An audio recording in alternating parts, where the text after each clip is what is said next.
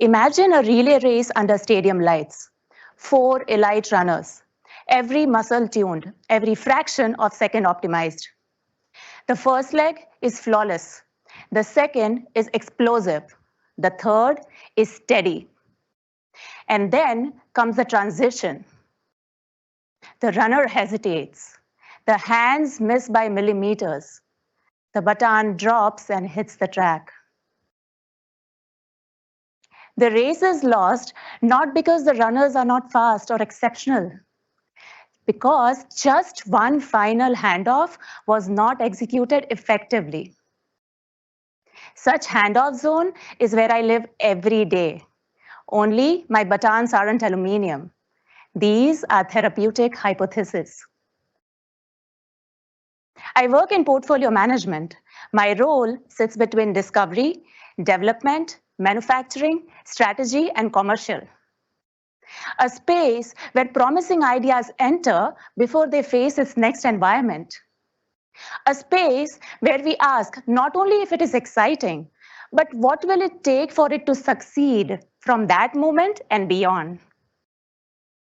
A relay race is won not just because runners are fast, but because batons are passed cleanly, time and again, even under pressure. Elevated handoffs is what allows great science to continue carrying its momentum as it moves from bench to clinic to patients. Throughout my career, I have worked across multiple organizations and multiple scientific and operating models. Before working in portfolio management, I have spent over a decade in lab as a scientist. There, I was trained to live in ambiguity, to follow the data even when it did not lead where expected, to hold on to hard problems longer than it was comfortable. After many years in industries, I saw the same rigor here at Regeneron. There is something very different about this place. It's in the air. What makes this place unique is a combination of great science and the belief system behind it. The founders followed the science where it led. The culture here truly supports original hypotheses. The teams here are willing to, but most importantly, are allowed to stay with hard problems longer. Above all, whatever we have achieved thus far is homegrown. And hence, it becomes our collective responsibility to protect what makes this place unique and help it scale. When the science is this bold, pipeline is this rich, and ambitions are this high, the system around it has to evolve equally thoughtfully. Just like you, I'm here because I want more of this science to reach to patients consistently, predictably, and at scale. At Regeneron, we do not have scarcity of scientific brilliance. But what is asked of us right now is to build next level of scientific execution. Drug development is not a series of sprints. It is a team relay. And in a team relay, the highest risk moment is not in ideation. It is in transfer of accountability, passing the baton. What that means is while we still have to move ahead with full speed, we have to keep our peripheral vision wide enough to anticipate terrain changes. This will help us execute baton passes which are clean, fast, and resilient as the landscape demands. When the organizations are small, like we were not too long ago, the handoffs are informal. Data lives in proximity. Strategy lives in the room. Capacity is almost elastic. You're building the plane as you're flying it. However, scale changes physics. More programs, more teams. More handoffs, more dependencies. And this is where it becomes more than just about scientific brilliance. It becomes about throughput integrity. Most patient-centric decisions require us not to run faster, but to choose deliberately, choosing the right baton. Let me tell you what that looks from where I sit. I spend my days looking across dozens of programs, each scientifically compelling, each backed by a brilliant set of scientists, and each carrying a real promise. My job is to ask uncomfortable but necessary questions early, mainly because the downstream capacity constraints are very real. Teams are finite, resources are finite, steel is finite, but most importantly, time is finite. All strong hypotheses cannot move forward together at once, because if they do, they drastically slow down the system downstream. As a scientist, we accept this logic every day in lab. We design our experiments. We strategize our approach because time and attention are finite.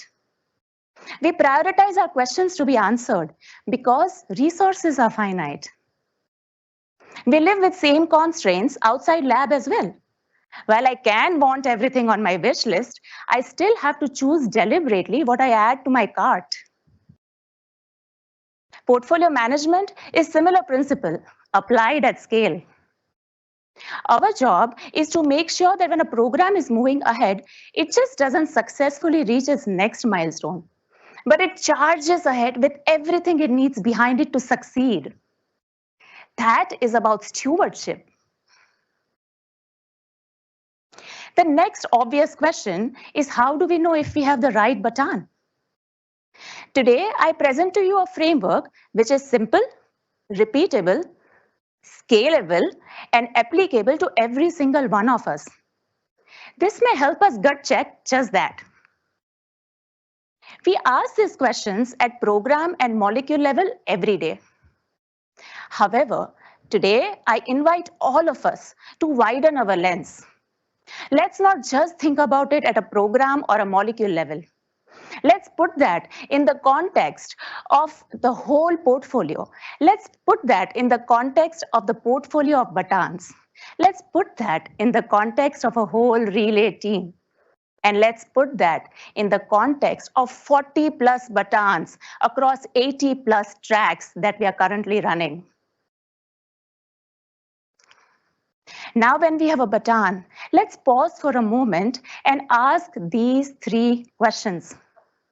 First, how does this baton fit amongst the ones which we are already running? We can still ask if it's exciting or can we do it, but how does this sit in the broader portfolio? What unmet medical need is it still serving uniquely? Who does it still help? Second, is this the right moment? Are we early enough in the game to make a difference? If not, do we still have what it takes to win? And third, is the handoff ready? Do we know what the next team requires for it to take and run? Do we have that? Have we identified the bottlenecks before we hit them? If the answers aren't there yet, that does not mean science is flawed. It just means science isn't ready yet. It deserves the right moment, the right conditions, and the right time.